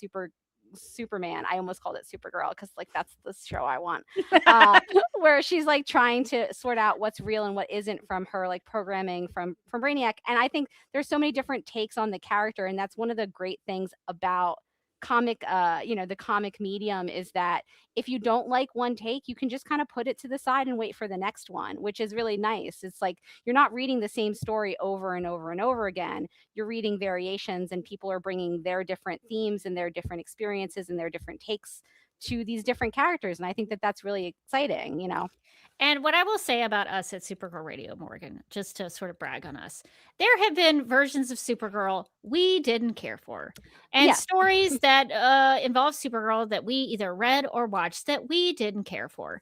But we, I think, still have a lot of fun talking about the character and the history and what those, trying to find the things about those stories that we can discuss. And I really, I have never like fully hated a version of Supergirl just because I've been able to have fun discussing it. And so I think that also helps me be more willing to accept different versions of Supergirl, because I know that there's going to be, some element of Supergirl in there that we can find. But it's okay to have varying. I wouldn't want the same Supergirl story over and over again. I think you'd get bored of it. I mean, to your point about like discussing things like on this podcast makes me feel more positively about them. There were some episodes in season 6 of Supergirl where as I was watching it, I was like, what is happening to me personally? And then we would discuss them and I would laugh so hard. Like, I feel like we had some of the funniest discussions, some of the most fun on some of those late season 6 episodes where we were like, had like the murder board behind us connecting things with string, trying to figure out what was going on. And so, yeah, I do think that, it's what you take to it. And even the versions of Supergirl that we haven't always loved 100%, I think that there's always something fun and interesting to take away from the character. And it all adds to the mythology of Supergirl for her history. Exactly. Yeah. And then the next version can maybe pull out the one thing that you liked from this terrible thing that you watched. And you're like, I hate this, but I love this one thing. And like, 5 years down the line, maybe another version pulls that one thing out. So that's the beauty of these sort of connected comic book mediums, where you can, in Woman of Tomorrow, right? They pulled some inspiration from the Peter David run, which we're currently reading, which is so wacky but wonderful. So yeah, I think there's a lot of good things that you can pull from all variations of Supergirl. And Baggy the Panther in the chat says y'all were the best part of season 6. Well, thank you. Thank you. I think the podcast and the podcast community really held us together in season 6. So we all got through it together. It was like we were like all trauma bonded together. Maybe someday in the future, someone is going to write a Supergirl story, and they're going to make that totem storyline make sense. Oh my God, that totem story will sing someday in the future. When she throws the hope totem into the sun, you're really going to feel the emotion of that someday. Yeah. It is going to have some kind of consequence to her as a character who is all about hope. Baggy the Panther also says, evidently the DCU has a producer who's a Supergirl fan, Sean Paul Nong. So that only makes sense. I feel like there are people who probably enjoy the character because it feels like that. I can feel the difference between someone who's just kind of doing it because it's like they have to, and someone who really, like, you read that Sophie Campbell run, and I think this lady, this writer and this artist, she really likes Supergirl. She has read Supergirl. Yeah. So like, even if you don't love the direction that the comic is taking, or you don't like what they're doing, I don't think you can deny that she knows her Supergirl. Like, she knows what she's doing. She's pulling things from like deep in the backlogs of Supergirl's history. Anybody who pulls out Margaret's Supergirl suit. The Margaret Supergirl suit, that I don't think I've ever laughed harder or like texted you more immediately and been like, you have to read it right now. Like, it's so important to me. So Sophie Campbell is just such a champion for the character. And so I think you can feel that with people who really love Kara and Supergirl. I will say, I saw some interview, and I don't remember who it was with at the time, that they said that the new movie universe, they have 4 main characters that they want to build, and who knows what will come of this. Maybe this is going to be like one of those famous last words, but it was Superman, Wonder Woman, Batman, and Supergirl, which we don't usually see in DC. It's usually the trilogy, right? Superman, or the Trinity. Yeah. Trinity. Yeah. Superman, Batman, Wonder Woman. Supergirl's not usually up there on that level. And so for me as a Supergirl fan to see her up there with like Batman. Oh yeah, because WB loves Batman. Is the only comic book character that WB truly loves. I'm surprised Batman is not like lurking around a corner in this movie. Just like, I'm still here. And then we could wear our shirts that say "Just here for Supergirl." Just here for Supergirl. Like, yeah, it's not people for know. Batman. Yeah. So yeah, it's nice to feel like Supergirl is valued. Just moving on so we can wrap up our trailer discussion. I thought it was cool that there's going to be some kind of alien brawl in a lot of this teaser trailer felt like the beginning of the story to me. I don't know when this is going to happen, but it feels like the beginning. So I'm excited to see Supergirl whip all their butts. So I'm pumped to see like how she goes about this. And Milly in the scene in the teaser trailer where she's kind of like lasers are all on her, she has a lot of personality and a lot of spunk. And to me, that is very Supergirl. Supergirl in a lot of incarnations is very brash. She's very much a punch first, ask questions later kind of character, which separates her from Superman. And so her attitude in this moment, I think, really is representative of who she is as a character. Yeah, she says something like, "Oh, this is going to be bad for you." Yeah. Which I think there is also like a version of that in the bar scene in the comic where somebody is coming up and like stealing Ruthie's sword, and she's like, "This is going to be bad for you." Basically, not for me. She clarifies. So I thought that was really cool to have that line be in the trailer, and also like immediately like sets her up as this kind of character who knows that she's tough and isn't afraid to show it. I also like that the alien bar has like a disco ball. The disco ball was really good. I also saw that the t-shirt, I saw this somewhere online, so I don't know. I didn't like zoom in, but it seems like the t-shirt that she's wearing, at least in like a couple of these scenes, is a Blondie t-shirt. Correct. Yeah. Which is fun because they use "Call Me," the Blondie song, in the trailer. And as a big Blondie fan, I was like, cool, this is so fun. And I really like that as a song for the trailer. It's a cool song. It's kind of like a tough song. She's and that really describes Supergirl. Also, she's a blondie, so yeah, she is a blondie. Works on so many levels. Yeah, so I thought it was cool that some of the party places on other planets might be a little bit kind of like ours as well. Disco balls are always fun. Disco balls are universal. Yeah. So there are some bad guys in this teaser trailer that maybe we should talk about. So it looks like this character with all the things on like in his skin it could be Krem. I don't know if we have a confirmation of that, but I remember them saying that they were going to take a little bit of a different visual take on Krem, because Krem in the comics, he's like shirtless the whole time. Yes, I'm a little disappointed they didn't try to go that route, but I can see maybe how they would want to take a little bit of a different approach for him to maybe make him a little more alien. Is my guess. So if this is Krem, he definitely looks much more alien and definitely scarier for sure. I agree. Stanley wanted to know earlier in the chat, did you like the look of Krem? Yeah, so I don't mind it. I'm fine with it. And what's interesting about Supergirl Woman of Tomorrow is that Krem is kind of like he's there. He's like in the background. He's always kind of lurking in the story, but he's not as present as you would think a villain would be. He's not like in all the scenes. He's just kind of there, like doing things in the background. He's always causing some sort of trouble. So I could come or go with like who Krem is. Like Krem is just the guy that they're trying to chase. So like, is this going to make or break the movie for me that he looks different than he does in the comic? No. This is totally fine. This doesn't bother me at all. If they want to like give the special effects people some fun stuff to do and like create a scary looking alien character as the villain, I'm fine with that, because in the comic he looks like a normal dude with like long flowing hair. Yeah, and it's like he's beautiful. He's a beautiful man, but and so from that, that perspective, it's a little bit of a bummer. We could have gotten like the guy from Outlander or something, but I think it doesn't really matter what he looks like. If that's something that they want to do something different and unique, I'm fine with it. And like you mentioned, like Krem is a big deal, but he's also kind of not a big deal. He's the reason that they're on this chase, and he does some terrible things within the book. But I feel like it's less about him and more about Ruthie's quest for vengeance and the idea of vengeance and the idea of what is justice and things like that. And he's kind of just what sets it in motion. Right. So I don't mind the changes to Krem if that is who that character is.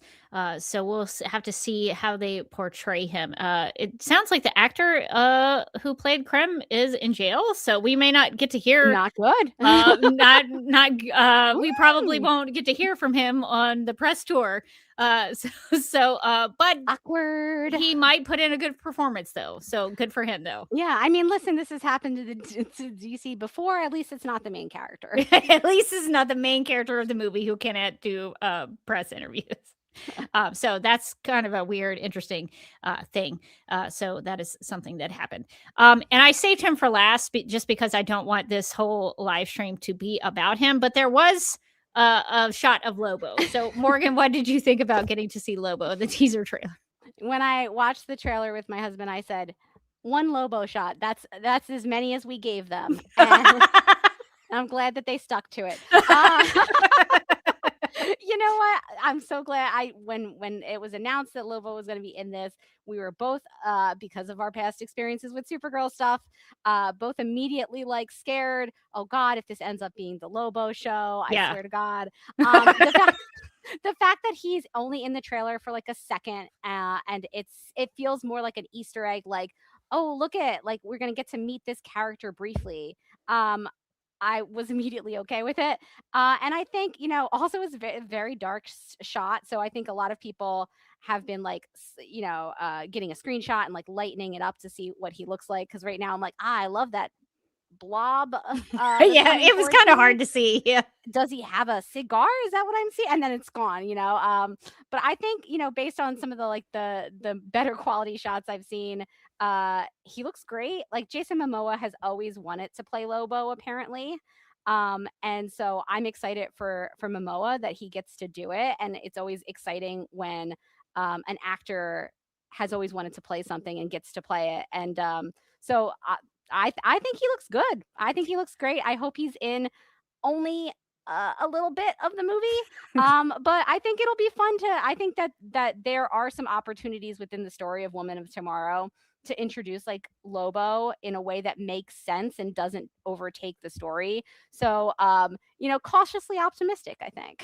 I'm making peace with the fact that he's in the movie.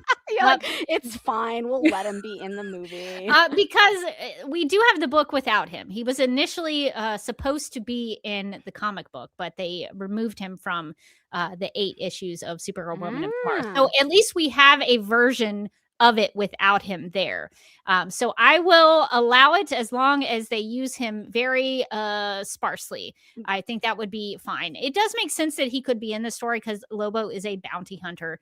And this is basically a bounty hunter story with Supergirl and Ruthie going after Krim. So it only makes sense that he could appear. And I do agree that Jason Momoa, from what we can see, he looks the part. He looks like Lobo. And I think because he has wanted to play this so much, I think he would have great pride. And I guess that's somewhat pun intended because his Instagram account has the word pride in it. But I think he would really appreciate the opportunity to play Lobo and do it to his best ability. So I think it could be exciting to see him. I am of the opinion that Lobo is a very overrated character, and I don't understand why people love him so much. He's not, in my opinion, not that great of a character, but he does add to the world of the DCU and kind of continues to populate the DC universe on film. And so for that, I do appreciate it. And I think it's cool that he gets to be in Supergirl's movie, but I don't want him to overcome the Supergirl movie and it become the Lobo, Lobo 2026 movie. Maybe they'll do that one day, but not this day. We'll allow him to, pop up. We'll allow it. We'll take a dash of Lobo, but no more. Yes, that's all we will give them. So we did have some Lobo in the teaser trailer. It's so funny going into the teaser trailer. I remember you and I were like, I swear to God, if there's like more than one shot of Lobo. And they gave us just exactly, we were like, we'll allow one shot of Lobo. And when I saw the one shot, I was like, that's as many as we're going to allow. Perfect. The last thing I wanted to kind of talk to you, Morgan, about with this teaser trailer is that we got kind of a logo for Supergirl. So it's the S-Shield crest that looks a lot like Superman's, obviously, because of the House of L. But it does have kind of a neon sort of look around the glyph. So I didn't know if you had any thoughts about this as well. I like how the trailer had it like the Superman logo and then the sort of the neon comes around it. To make it look a little bit more unique to her. Yeah. I like that, like, obviously you can't go too far afield with her logo, right? Because it's this House of L logo, so it's going to be the same thing. Yeah. Because they are cousins. But I like that they made it a little unique. They could have just gone, yeah, okay, it's the same logo because they're both from the House of L. And it's like, no, we'll add a little something to it so that there is a small difference between the Superman logo and the Supergirl logo. And I like that. And also, like, selfishly, I think the Supergirl logo looks better. It's cooler. It stands out more, honestly. Yeah. I like the framing that they have around the logo, I think really makes it pop. So I think that's cool. I like that she got a better logo. She got the dog and she got a better logo. Yeah. She's got all the things. Who's most important now, Clark?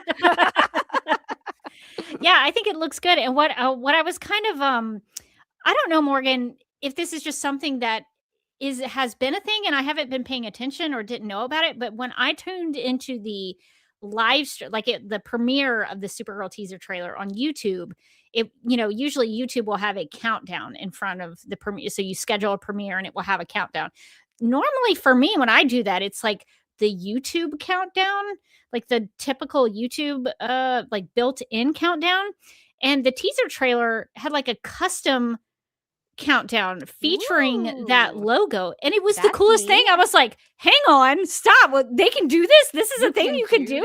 Can everybody do this? Pay them enough money, you can do that for sure. Can just anybody do a custom countdown for not just premiere? Anybody? If you have WB Discovery money, which they maybe don't. It may be the problem that they've spent too much money.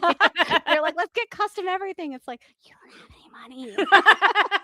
So even before the teaser trailer happened, I was like, what is this? How can you do this? So even Dearest YouTube, let us do it. So I was like really interested in that. So I got to look that up later about how you do custom YouTube countdowns for premieres. I would love to be able to do that kind of thing. That's awesome. But it looked really good, and I like that everything felt like it was aesthetically part of the same thing. So I really appreciated that so much. Is there anything else in the chat that people wanted to bring up? Well, I guess I did have a question for you, Morgan. Stanley asks, will it be too similar to Guardians of the Galaxy? I've seen a lot of people make that comparison. So what are your thoughts on that? I think, no, I don't think it will be very similar to Guardians of the Galaxy because I think the only similarities are James Gunn, who is like a producer on this movie, but yeah, not the I'm sure director. he has some kind of say, but he's in there, but he's not the director or the writer. Right. And then the space aspect, because Guardians of the Galaxy at the end of the day is like an ensemble piece. It's about all of these different characters coming together. It's about found family. This movie is not really about that. It's a space western. Supergirl will be most likely a space western. It's about one character. It's about Supergirl's journey and her relationship with Ruthie, and it's going to be about like revenge, and it's going to be about justice and things like that, and compassion. So I think the themes are very different. I think the focus is very different. I think that the only things that they have in common right now is that they're in space, and that James Gunn is involved, and that she had a Walkman on. Yeah, not even in the movie, just in like the footage before the teaser trailer. Just in the footage, and also I guess on the poster she has the headphones around her neck. I think maybe just the use of more modern music and the space thing has a lot of people like, is this going to be like another Guardians?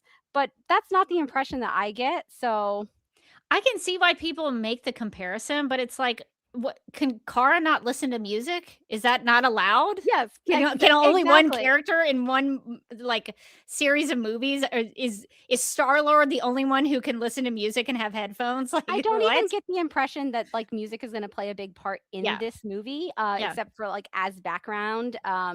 Maybe in the bar, maybe she'll go to the jukebox and put something on, right? But like, I don't think like in Guardians, it actually did play a big part because it was part of Star-Lord's backstory. It was like something that connected him to home, and I just don't see the music being the same level of importance in this story. So I think maybe surface level there are some similarities, but I think like as soon as you sort of look below the surface, it's not that similar at all.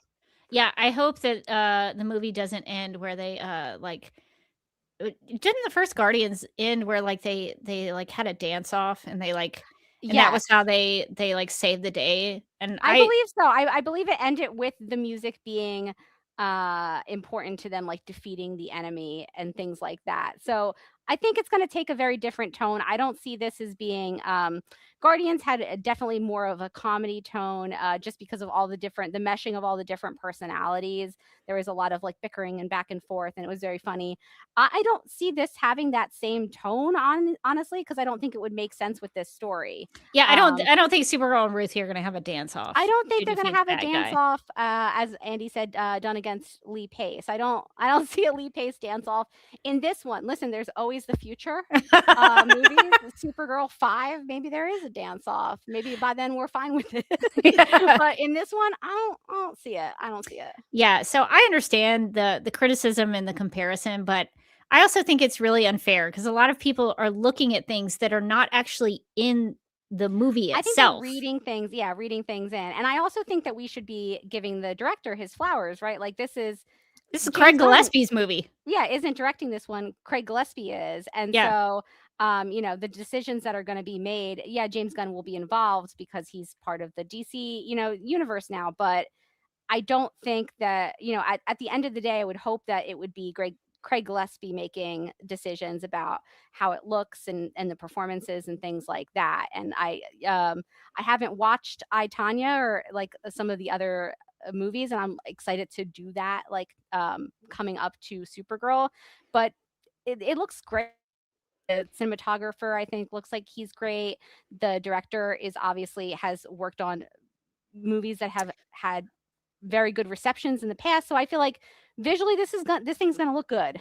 Yeah, and I just want to bring up the fact that James Gunn said in an interview that Craig Gillespie sort of fought him on something. I don't know what it was, but Craig Gillespie kind of pushed back on James Gunn trying to make a note, and it made my heart grow 3 sizes to hear awesome. that. And because it means that he's fighting for his vision of the movie. And even James Gunn in that interview, which I think was from the official DC Comics podcast, James Gunn said he respected that he did that. So I think that, the more that Craig Gillespie probably pushed back and fought for his vision, James Gunn was probably like, okay, I'll let you do what you want to do. So I also am kind of defensive for Craig Gillespie because a lot of people are just assuming this is a James Gunn movie. Yeah. And it's like, no, this is a guy, he directed I, Tonya, he directed Cruella. This man is a genuine, experienced filmmaker. This is a guy who makes really good movies. So have some respect. I've seen some stuff on Twitter of people being like, ugh, it's doing the James Gunn thing again, and other people screenshotting the thing of the trailer where it says directed by Craig Gillespie, written by Anna Noguera, and it's like, where is it's crazy he's obviously involved, right? Yeah. But I think that we have to, give the people who actually worked on this and were the writer, were the director. I think that's where ultimately, hopefully that's where the buck stops. And I saw an interview recently, and maybe it was the same one you saw, where Craig Gillespie was like, one of the things that got him on board was talking to James Gunn, and James Gunn being like, I want all the movies to feel like their own thing, and I want you to be able to bring your vision to it. And so I think that it is going to be very much what Craig Gillespie wants in terms of the visual identity of that movie. And Craig Gillespie has directed some really high profile, really great female led movies. Mm-hmm. And That's so true. I think it's a real coup for him to be directing this Supergirl movie where the 2 main characters and the main character is female. And so I think he's a director who's really earned that reputation of making good female led films. And I'm excited because I when he got hired, I was so relieved because I was worried they were going to get not to demean TV directors, because TV directors, they have a hard job and they have to make TV episodes very quickly. But they're the also turnaround time on TV is so different than movies. It's crazy. But they're not filmmakers, and that's a very different medium and a very different format and a very different way to tell a story. And so I was so happy when Supergirl got a genuine, real deal filmmaker who's made some really good films. And so I'm excited to see what Craig Gillespie brings to the table. I saw a question from Andy who earlier said, when the movie becomes a box office hit, I love the when, not if. When the movie becomes a box office hit, do you think Tom and Bill Quist will write a comic sequel for Woman of Tomorrow? I kind of hope they don't. I was going to say, also, I think the secondary question for me is would you want to see a sequel to Woman of Tomorrow? Because I kind of feel the same way. I don't know. I don't think it needs it. I don't think it needs I think it's a perfect 8-issue Supergirl story. Yes. Let it be perfect. Let it There's a stay beginning, perfect. a middle, an end. Yes. I think that, right now, I feel like anything popular gets a sequel, whether it needs it or not. Maybe this one doesn't need it. I feel like the story felt complete to me. Yeah, maybe they could write a new Supergirl story. Maybe they could create a new Supergirl thing. Yes. But maybe not a sequel to Woman of Tomorrow. I would be okay with a new Supergirl story. But leave Woman of Tomorrow and Supergirl's interaction with Ruthie a perfect story. Because it's so rare to have a perfect comic book story. And that one is. So I think that would be the way I would go about it. Andy says, okay, I should rephrase. A story that isn't necessarily a sequel, but a book that has Tom's Supergirl in the center of the story. That I would be fine with. Yeah. That's what I was meaning. Yeah. But I don't think that Woman of Tomorrow necessarily needs. I think we talked about this probably on one of our episodes about Woman of Tomorrow, that it felt like beginning, middle, end. This was a perfect story. We didn't necessarily need the sequel, Woman of Tomorrow 2 Electric Boogaloo. Yeah, I don't need that. I do not need that. So Morgan, I guess as we sort of wrap up, how are you feeling right now? Like where are you with the Supergirl movie? How are things feeling? I'm feeling like the summer of Supergirl is really taking off. It's really taking flight, to make a Supergirl pun. I'm ready for the summer of Supergirl. I'm prepared for the summer of Supergirl. It's really heat visioning up. It's heat visioning up. Yeah. Summer of Supergirl, baby. I even wore my like Power to the Girls. Oh, yeah. Melissa Benoist Nice. Supergirl sweatshirt on this one, because obviously I'm saving all of my money for Supergirl merch. Yes. I'm planning to go broke buying everything possible. But you know what? I was excited about this trailer, but I was nervous about this trailer. I was like, I don't think my heart could take it if it doesn't look good. And then I watched it and I was like, why was I worried? Because this looks great. This looks amazing. I showed it. My husband watched it with me in the car around my cell phone. He was like, that looks amazing. So Mike's on board. Mike's on board. I'm on.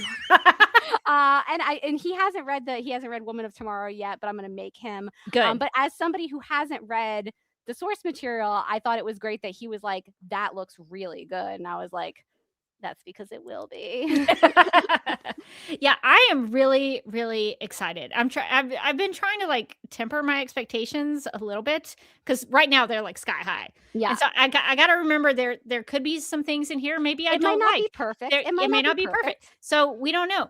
But I have positive feelings towards it. I'm very optimistic for what I think the potential for this is so great.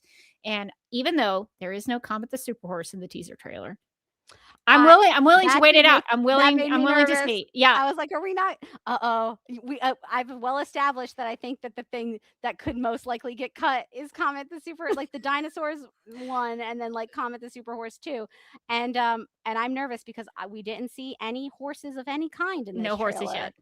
But I'm willing to wait it out. Maybe they're like hiding him. They're like the reveal, like when you go see the theater and it's like, oh my gosh, there's Comet. Like maybe it's like a secret cameo. I hope the Comet makes it into this.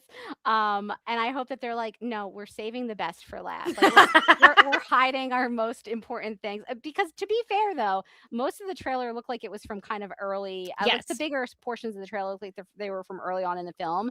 And Comet, if he appeared, when he appears, will be later. So I'm still holding out hope for Comet. I'm forever delusional, maybe, about Comet making it in. So I do still have some anxiety about the Comet getting cut. But he does make appearances in, I think, issues 6 through 8. So he's there at the very kind of, I hate to say tail end, pun intended. But he does play, I would say, a fairly large part in the ending of the story. So I have hopes that they will use him in some way. But I am still nervous because we do not have any confirmation that Comet the Superhorse is going to be in it. So until we get confirmation, I'm still going to be a little worried.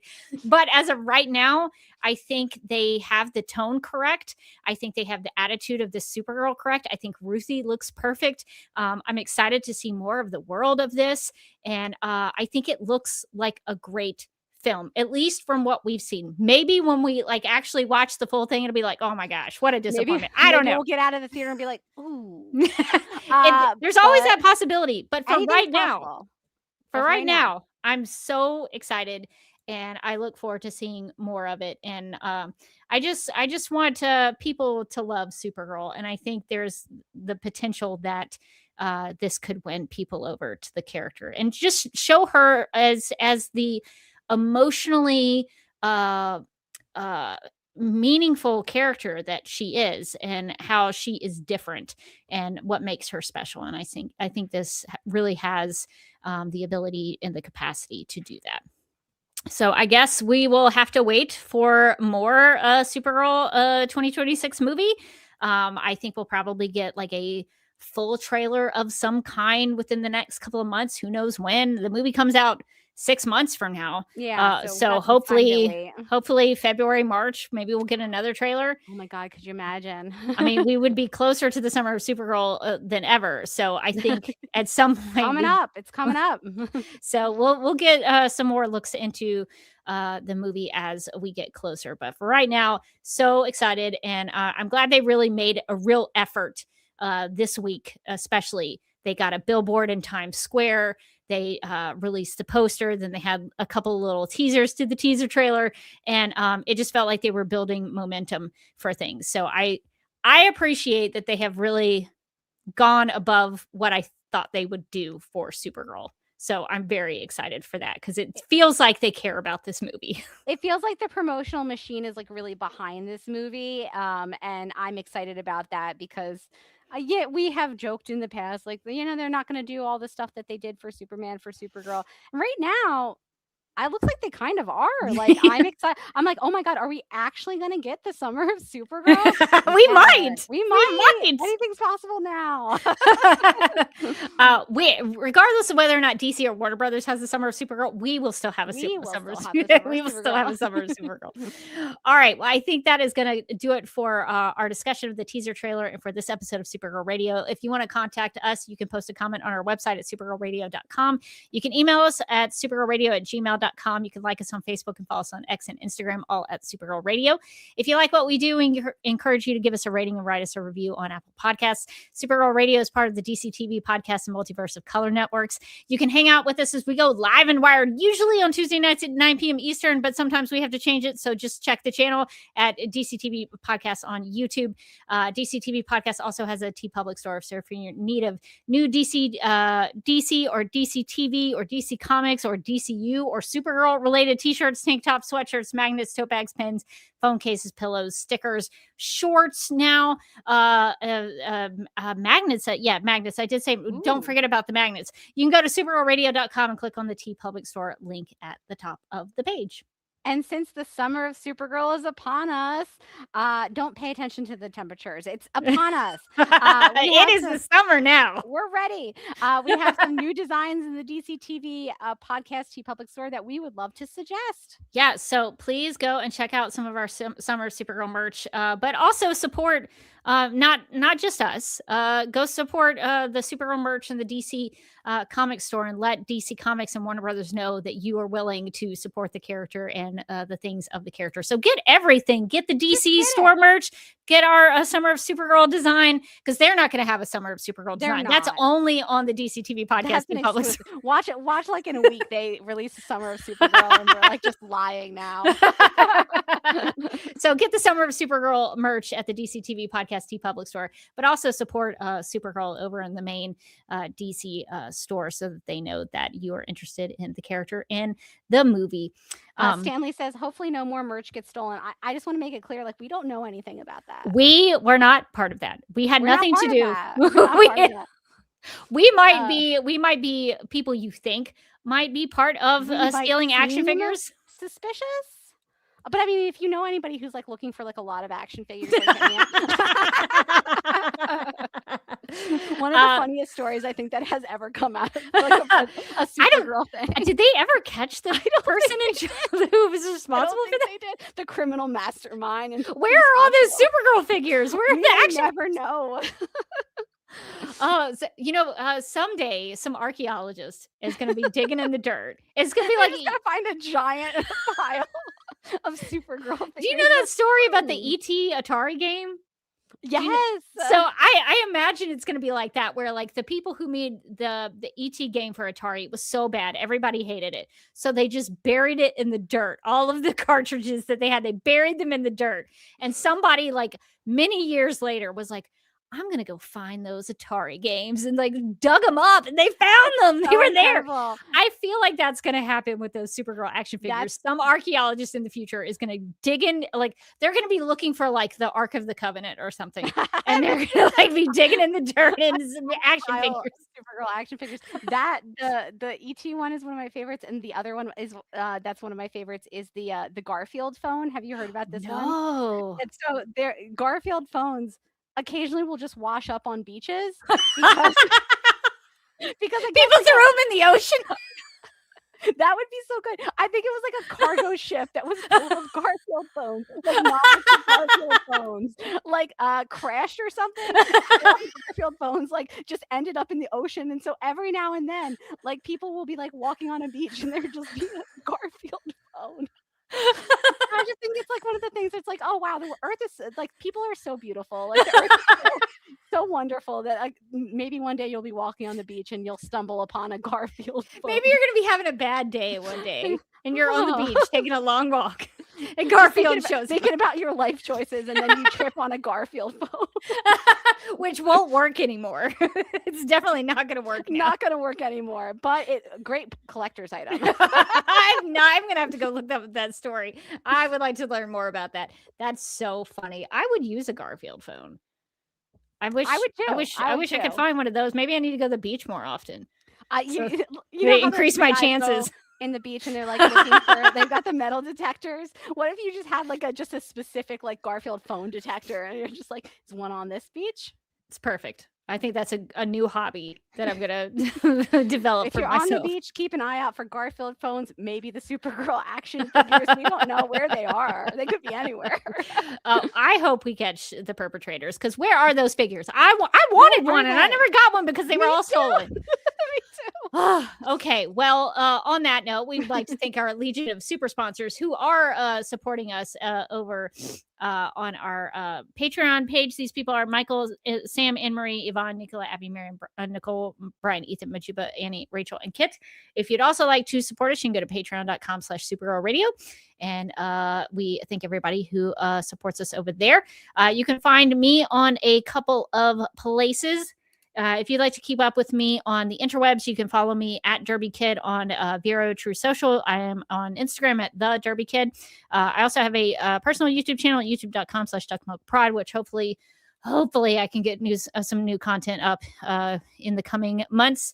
But lots of things that you can watch from my past uploads and live streams if you would like. I also have a travel blog I do with my brother at Oasis Broom that also needs new content. So maybe I'll have my holiday vacation. I'll be creating some new content over there. But those are where you can follow me on the interwebs. Content vacation. Yes. You can find me as a co-host on the Legendary Ladies podcast. We just did 2 recordings, one about Wicket for Good and the other one about the new Spartacus series. So the best way to keep up with us is to follow us at the Legendary Ladies on YouTube and Instagram, and at legends_podcast on Twitter. And also, obviously, subscribe to the Legendary Ladies podcast, because then you'll get every new episode as it drops. Yeah, you'll never know.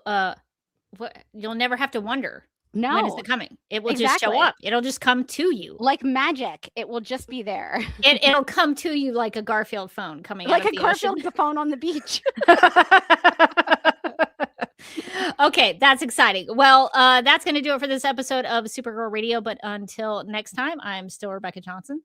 And I'm still Morgan Glennon. And we, Supergirl Radio, hereby declare that 2026 will be the best year yet.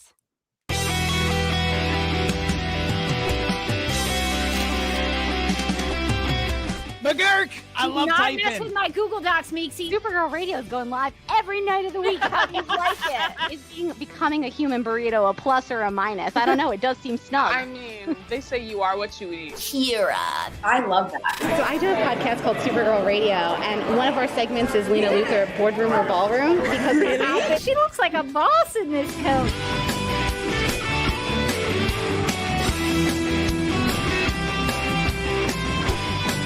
Nasty Luthor like a different Luthor? It's not just Lena being mean? No. Helen Slater here. So fun to know that you're hosting a podcast called Supergirl Radio. Yeah!